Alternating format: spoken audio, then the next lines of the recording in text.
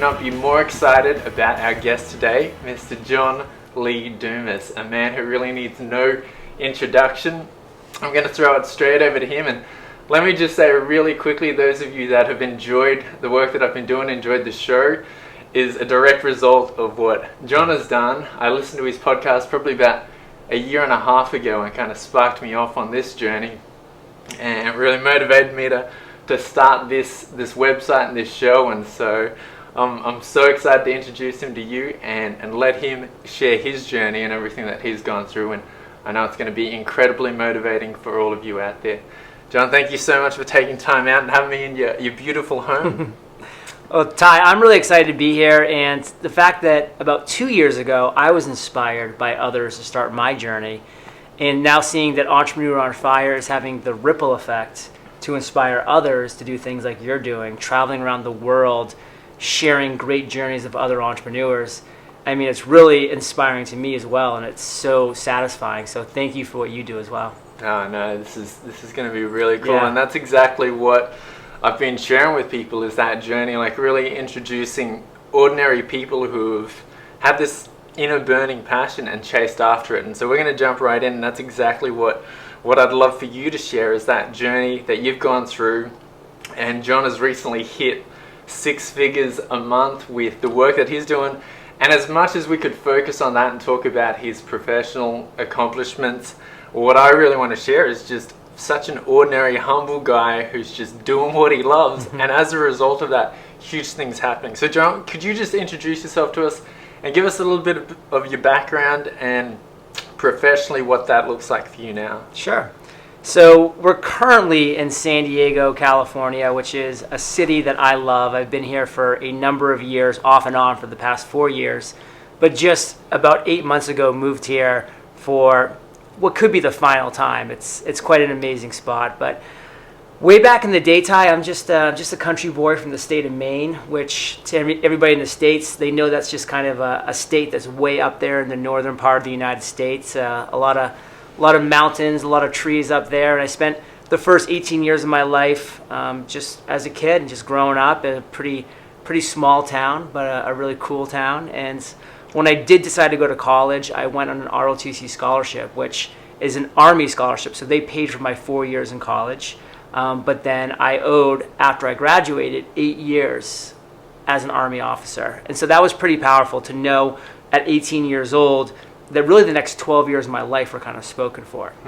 So I spent 4 years in college, Providence College in Rhode Island, which is a little south of Boston, and had a great time, trained as a cadet. I was commissioned in 2002.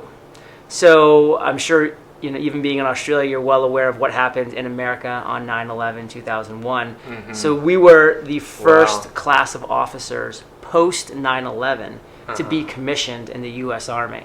Okay. So we knew that it was going to be real deal, Holyfield there. Wow. Yeah. And just sure enough, 13 months after I graduated college and was commissioned an officer immediately, I was in Iraq for a year tour of duty. Okay. As an Army officer, 23 years old, 16 men, 4 tanks, fighting a war, life and death every single day. And it was really intense to go from being an officer, from being a college student, really very little responsibility, to being an officer in the U.S. Army during a time of war.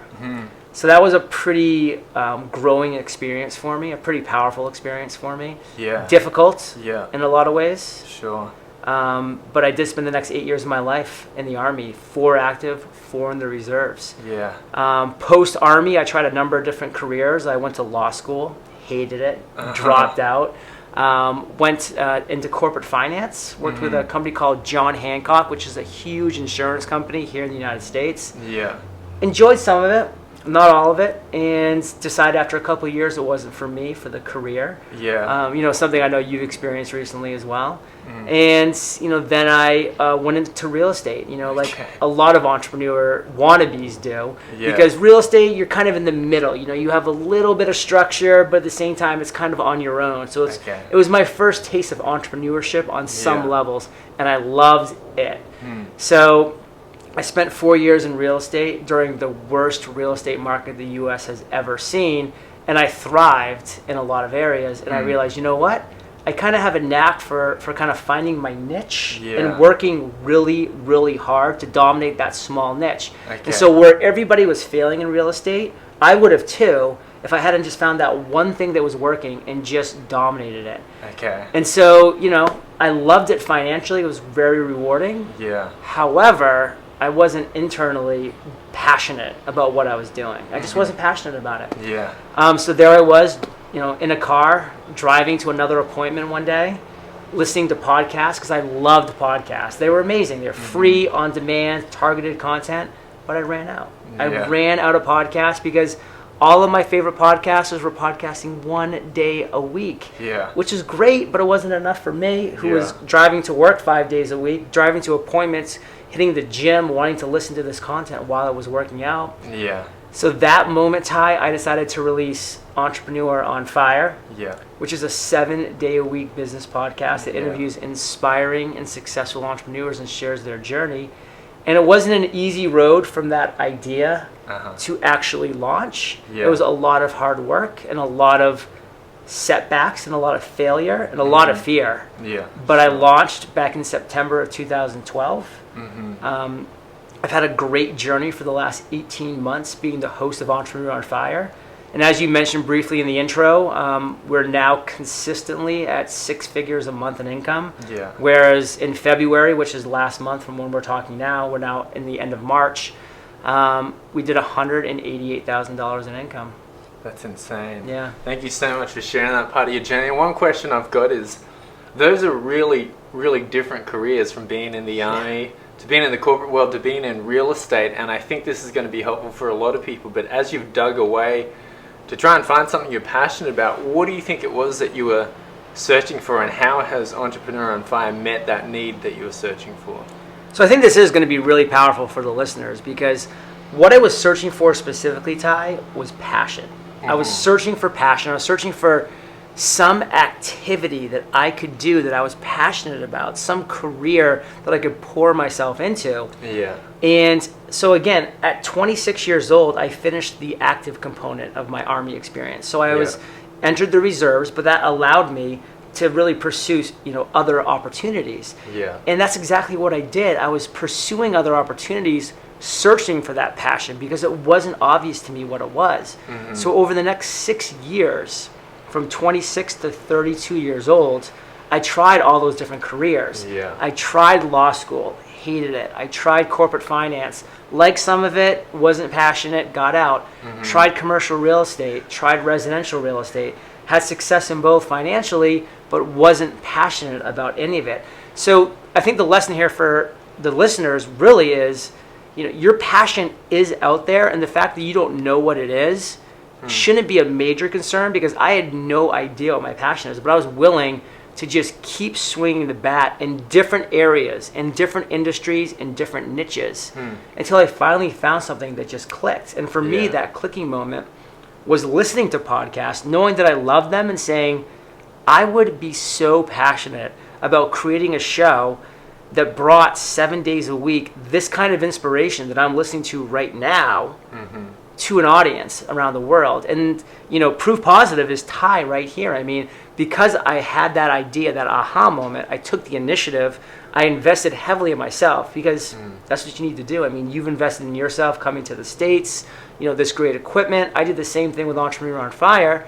Because I did all of that, I was able to reach somebody like you, who I consider my avatar, you know, who was and an avatar is like that perfect listener for you, you know, who was really going through the same struggles that I was going through, and give them a glimpse of what is possible. And Ty's taken that, he's grabbed it, and look where we are now. That's awesome. That's awesome. Really neat. Thanks for sharing that. What do you think is something, like you said, you know, changing through and trying to find your passion? For most people, what have you noticed is something that really holds a lot of people back from stepping out? 100% fear of failure, and specifically the imposter syndrome.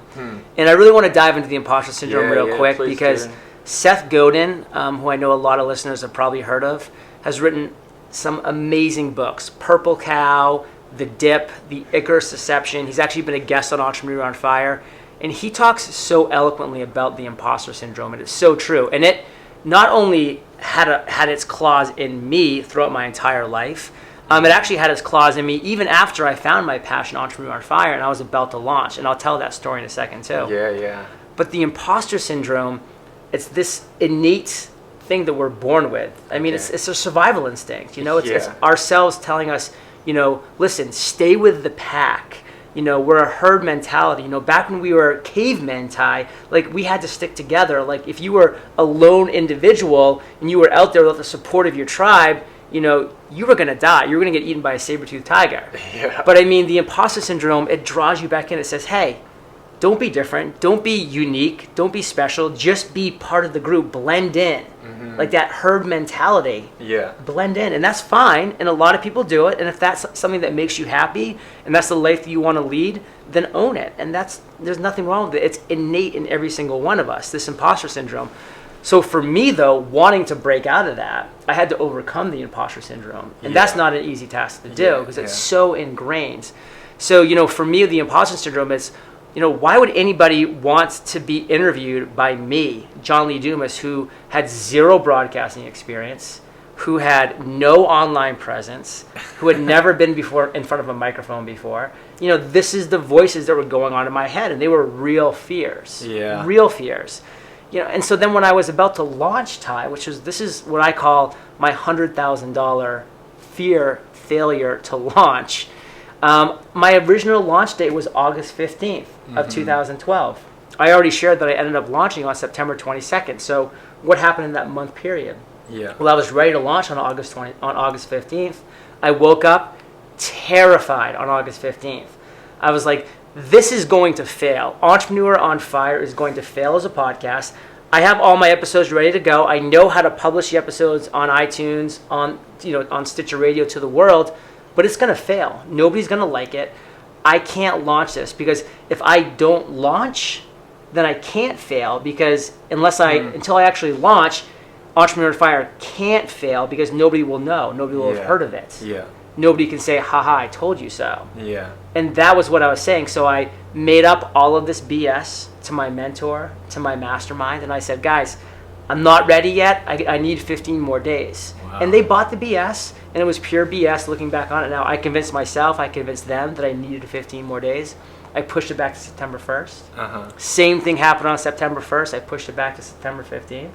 Same thing happened on September 15th. I pushed it back to October 1st. But then on September 22nd, during that third delay, my mentor, luckily because I invested in myself, I had an amazing mentor, Jamie Tardy, the eventual millionaire, called me up and said, John, I know what's happening. You are scared to launch. Yeah. You're having the imposter syndrome take over your life. You're having this incredible fear of failure. And you know what, John? You might fail.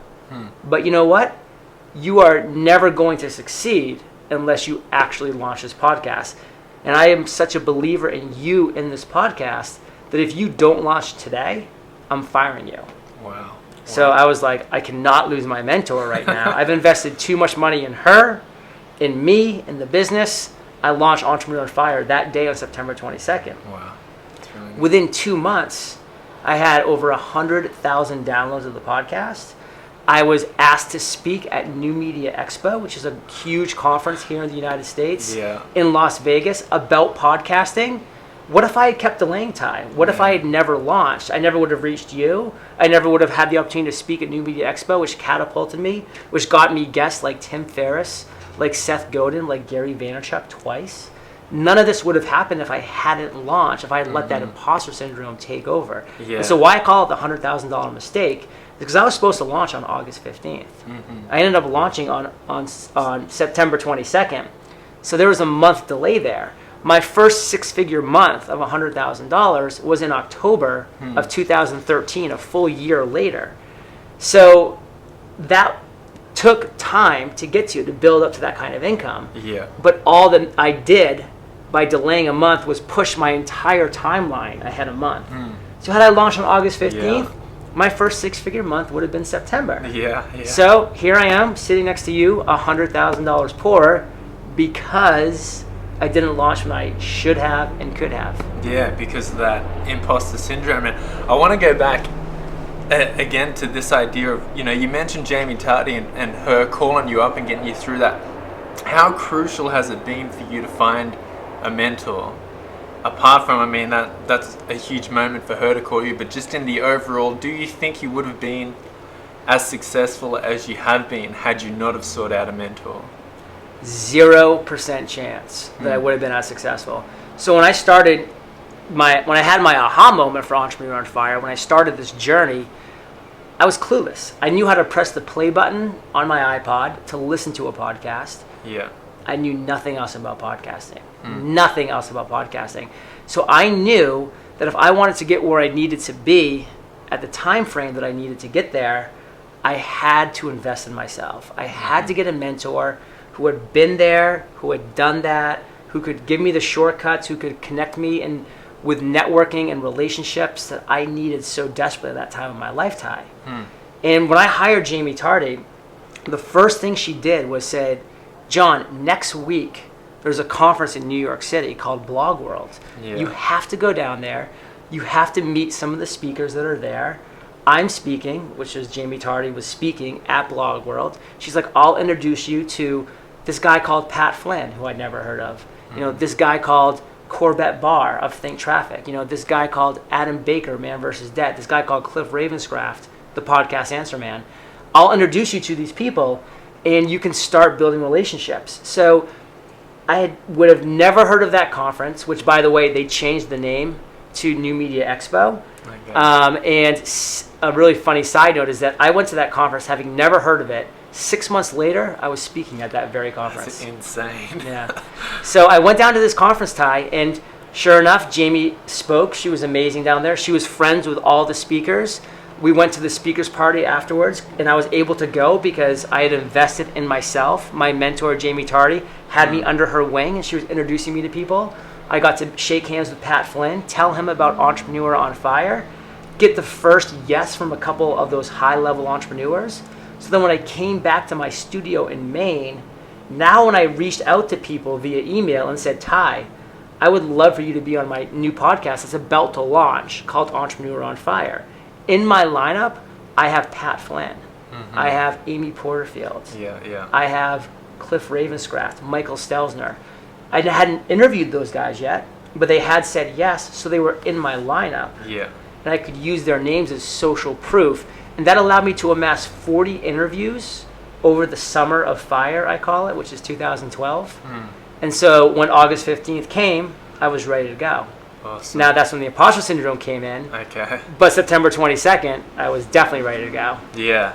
Okay, great. Now, apart from just the crucial effect of having a mentor, someone comes to you now saying, hey, I need to get unstuck. What are 2 or 3 practical steps you'd give them immediately to take, regardless of what passion they're getting into? So the immediate step they need to take is find a masterminds. Okay. And there's masterminds in every single niche out there, in every single industry, whatever your passion might be, photography, fashion, sports, as unique as it might be, as small of a niche as you think it might be, believe me, there are masterminds out there right now that exist. And all a mastermind is a group of like-minded entrepreneurs or like-minded people in that industry or niche that support each other, that hold each other accountable, that exchange ideas. And so I joined my mastermind, the podcast mastermind, that was being run by Cliff Ravenscraft, the podcast Answer Man, and that was so powerful. And so go to Facebook, go to meetup.com, go to LinkedIn, search for groups using your target words, find those groups, and then become a valuable member of those groups. Some are free, and those can be very powerful. A lot are free, and those you can join right away today if they'll take you, if you add enough value to the group and you stay in. Some are paid. Like I started an elite mastermind called Fire Nation Elite, where we have 100 members. It's a closed mastermind now because we cap it at 100 members. Yeah. But it's 100 entrepreneurs, mostly people that listen to everybody that listens to Entrepreneur on Fire, that considers themselves Fire Nation, that wants to be Fire Nation Elite, which is the name of the mastermind. It's 100 of us, and every single day we're in our private Facebook group. We're getting on Google Hangouts. We're engaging with each other, improving each other's businesses. And I'll tell you, the 100 people that joined Fire Nation Elite that invested in themselves, because it's not cheap, it's $165 per month. But I mean, hey, Ty's flight over here was probably a year's worth of membership to Fire Nation Elite. And imagine what a year's membership to Fire Nation Elite will do for you. I mean, the connections that have been made, the relationships, the joint ventures, the inspiration that's come from has been amazing.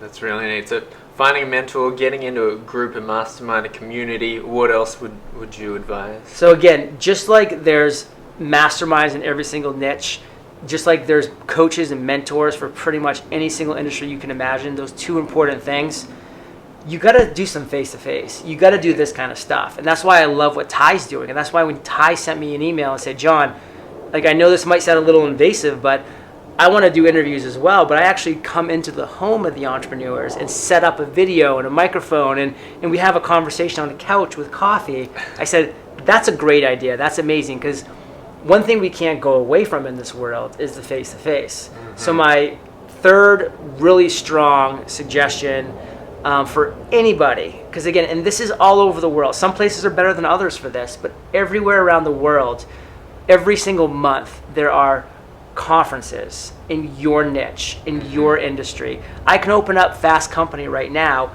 and go to this month's and go to the conference page, and it will list out like 40 conferences on entrepreneurship in different parts of the United States. And every single, in many of the states and many cities, there's ones that are going on in San Diego all the time. Next week is Social Media Marketing World right here in San Diego. It's going to be a 2,000 person conference that I'm speaking at twice. I mean, there's amazing conferences. So that to me was the first big step that I took after getting a mentor, was going to a conference. And what's so important about that, Ty, is you start engaging with the people that are in your industry, with the like-minded entrepreneurs. The attendees that you're going to be talking to, are those your people? Like when I went to Blog World and I started talking to them and I realized these are my people. Like these are people that have the similar desires, the lifestyle business that I want. I don't want, we just watched the movie Wolf of Wall Street last night. I don't want that life of putting on a suit and tie, of taking a subway to Wall Street, and of screaming into a phone all day trying to sell somebody a stock. Like, I don't want that life. Like, I want the life that, I'm sitting, on a couch, with a fellow entrepreneur talking about, business and talking about lifestyle design. And that's my kind of, so I found those people at Blog World, and anybody that's listening to this can just simply Google your niche, conferences in your state, in your country, wherever that may be, and then make the effort to invest in yourself. Go there, engage with the attendees, ask questions of the speakers, engage with the speakers, build relationships. Those three things are three integral things to any entrepreneur starting off. Wow, that's awesome. I know a lot of people are taking those notes down and going to jump online and get to that straight away. One thing I really wanted to get your views on is this seemingly contradictory idea between validation and ignorance. A lot of people will say that entrepreneurs succeed because of this level of ignorance. They just don't care what anyone thinks. But on the other end, you need validation for the work that you're doing. So in your work, how have you balanced those two? How have you just gone, I don't care what anyone thinks, I'm doing this, but at the same time, how did you know you were going to succeed and have that ability to bank on? Great question. So I'll hit this from a couple angles. Number one, I definitely had a lot of ignorance when I first started in the entrepreneurial / podcasting world, because I didn't know much about it. And I'm glad, because if I knew how much work it was going to be, it might have scared me away a little bit. I mean, I'm so passionate about the work that I'm willing to put in the 60, 70, 80 hours a week it takes sometimes, to run a 6-figure a month business, to have a team in place to make this happen. But I mean, it's a lot of work, and that ignorance allowed me to jump in pretty excitedly, whereas if I had known what exactly it would have taken work-wise, I might have taken a couple seconds and been like, well, my cushy job in commercial real estate isn't that bad. But you speak about validation, and this is so important, so I want to tell you a quick story about Podcaster's Paradise when it comes to validation. So a lot of times entrepreneurs are asking me, John, like, how did you create such a successful community, such a successful product, Podcaster's Paradise, which we created here at Entrepreneur Fire for people to create, grow, and monetize their business. There's over their podcast. Yeah. There's over 750 members. It's generated over $400,000 in income just since the month of November. So just 4 months ago, in the last 4 months, it's generated $400,000. Just that one product, that one income stream. And people ask, like, John, how do I know what to create in my world like a podcaster's paradise? And the one answer is listen. Listen to your audience. So for me, I built my audience, Fire Nation. Yeah. And then I listened to them. Emails from people like yourself, Ty, from other people saying, John, how do I create my podcast? How do I monetize? How do I get sponsors? How do I rank higher in iTunes? Like all these questions were coming in at a rapid rate over and over again.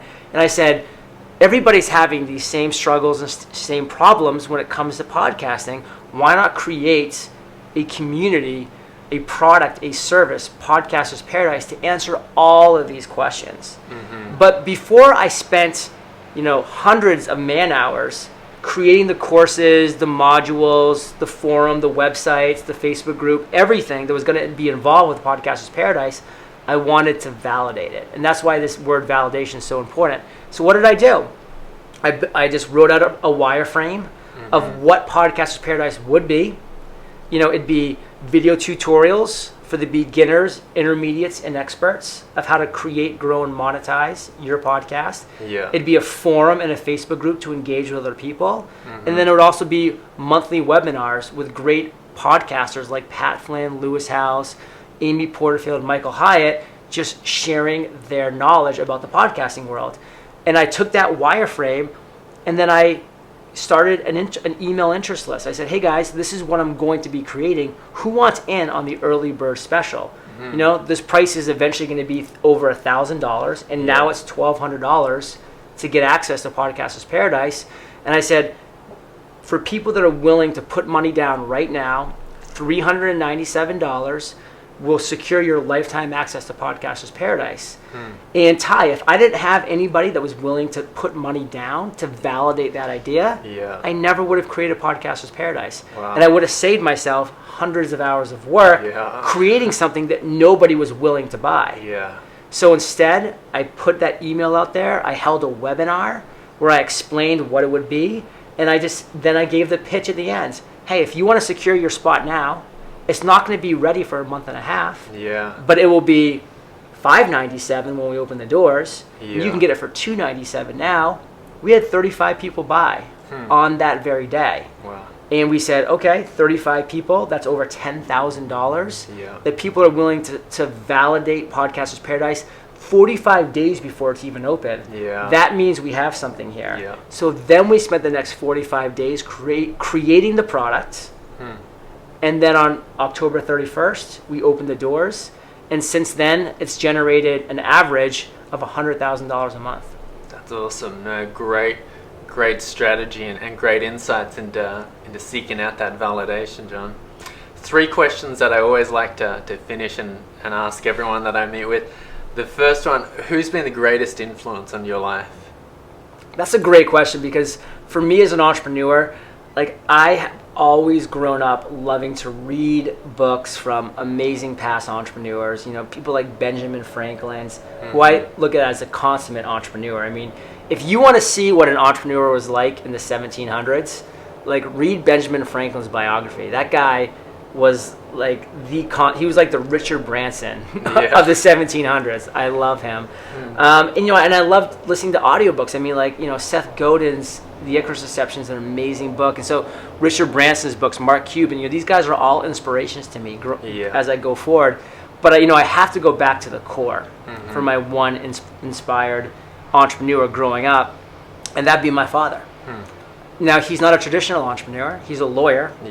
But at the age of 28 years old, he left any form of a company, and he hung his own shingle up, and he started his own law practice in a very small town in southern Maine. So he became the consummate entrepreneur. He was the person that hired the secretaries, that paid people, that ran, kept up his property, the entire building itself. and he was the people that found clients. He marketed for his business. So he was a lawyer, but he was also everything else that it took to run a business. And to this day, 35 years later, he's still running the same business out of the same office. Wow. So he's been successful. And what's really inspiring about my father is that being a lawyer, a lot of times you're in a major corporation, you find one little niche and you just stay doing that your whole life. But when you have your own company and you're just one lawyer, you have to be agile and you have to be willing to see what is working right now for practicing law. So in the 80s for my father, it was workers' compensation. In the 90s, it was real estate. In the 2000s, it's social security benefits. So he's always had to pivot his entire business due to the economy, whatever the economy is telling him to do. So seeing that, and that's exactly what we've done with Entrepreneur on Fire, we've seen what's out there, and we've continued to pivot our business as the waves keep coming in at different levels, at different heights. And it's been really powerful. And that's why we've created 2 more products: Webinar on Fire, teaching people how to do webinars, and Mastermind on Fire, teaching people how to create their own masterminds. And that's because we've been able to be agile and pivot as the market tells us and as the market changes. Wow. Well, the apple really hasn't fallen far from the tree in terms of, you're doing everything as well. So you're definitely your father's son in that respect. The next question, regardless of whether it's your world or just the broader world in general, what kind of an impact or legacy are you wanting to make through this work that you're doing? Well, right here is a perfect example.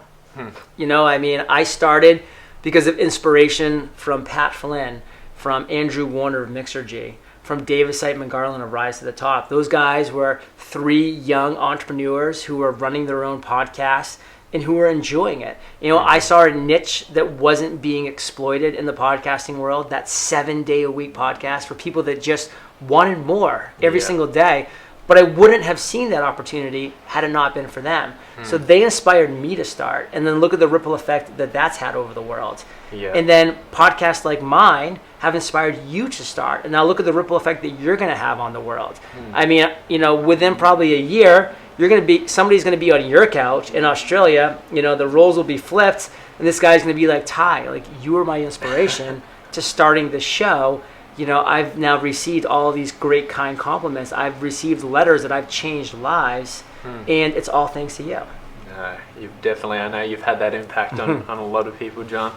The last question, what is your definition of success? So I love this question. So success is the gradual realization of a worthy ideal. Now, Earl Nightingale is the actual author of that quote. And let me kind of go through that quote because it's really powerful. So success is the gradual realization of a worthy ideal. So what I love about this is the whole way through it's so true. Success is not realizing an actual goal. That point is not actually success, because then you're done. You're like okay, I've now what? What's next? That's not my idea of success. It's the gradual realization of that. And again, not just an ideal, but it has to be a worthy ideal. And that's how I built Entrepreneur on Fire. I'm growing my business to always be gradually realizing my goals, my aspirations, what I define as success. And just not ever having a point where I'm getting there, but my bar's always moving. So I'm gradually realizing that success, and it's that success is in that gradual realization. And then it's that worthy ideal. It's not, again, to reference Wolf of Wall Street, because we just watched it last night, it's not just making millions of dollars selling people bad penny stocks that they're going to lose all their money on. That's not a worthy ideal. That's just, a way to make money. But inspiring other people like yourself to take on their lives and to do inspiring things and to impact others and to really, live your flow, to be your most natural person, which is here setting up a video, having a conversation and being excited about it and feeling passionate about it. That is a worthy ideal to aspire to. And here's my success right here.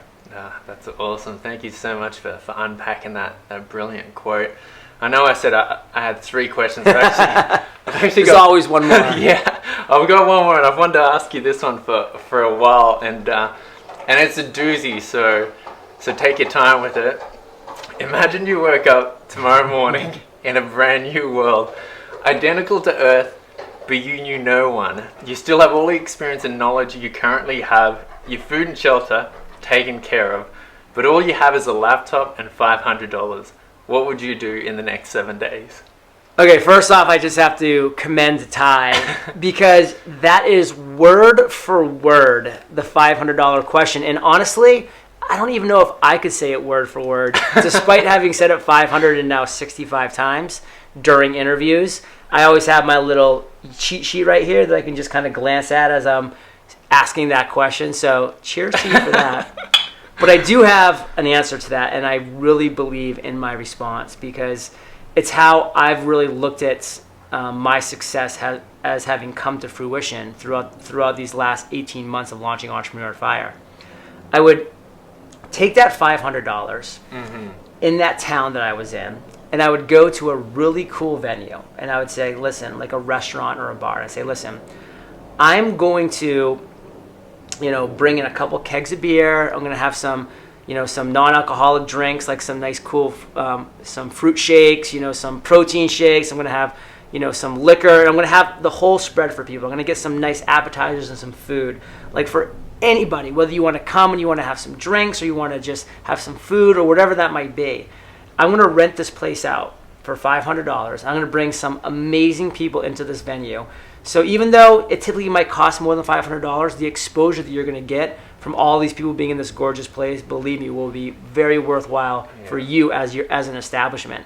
And then I'm just going to go and I'm going to post on meetup.com, which is free to do, that I'm having an absolute kick butt, open bar, food, networking party for entrepreneurs, because that's my people, and I want to attract entrepreneurs at X and X location. Anybody is willing to come. You can bring your significant others. We're just going to have fun. We're going to have music. We're going to have a party. And I can't wait to welcome you into the door. And then the night that party actually takes place, I'm going to be right there at the front door, welcoming everybody in by name, introducing myself, saying, hey, I'm John Lee Dumas. I know you don't know me. I know you never heard of me, because I just appeared in this world that I have no idea where I am. But you will know of me, and I just want to introduce myself and say I'm really looking forward to being a valuable part of this community and hopefully of your life. And to the hundreds of people that will come in that day, I will have built a very great basis for a relationship, many of whom I will have set up for the next couple of weeks, lunches, coffees, get-togethers, whatever that might be. And I will use that one opportunity that I have to just create great relationships within that new community that I found myself within and be very powerful. Like, for instance, Ty, if you lived here in San Diego and you did something like this, this wouldn't be the last time that we would have hung out. You've done something really cool, and, we would have grabbed a drink together sometime, or a dinner, or a coffee, or, we would have stayed in touch at the different events that are going on here in San Diego, all because of this one act. Now imagine multiplying that with a huge party. Yeah, wow, that's a great answer. And you've really pulled together the all of those practical steps that you gave earlier and really put that into play. Thank you so much for your response. I will have found my mentor at that party. I'll have found a mastermind to join and be part of, and then I will have found just an amazing network of people. Yeah, absolutely. Well, be sure to check out our show notes to find out more of the work that John Lee Dumas is involved in. But before we wrap up, John, any final words to the viewers at all? Final words, prepare to ignite. Awesome. Love it. John Lee Dumas, thank you so much for your time. My pleasure. Thanks, Ty. Appreciate it. Go out and get it, guys.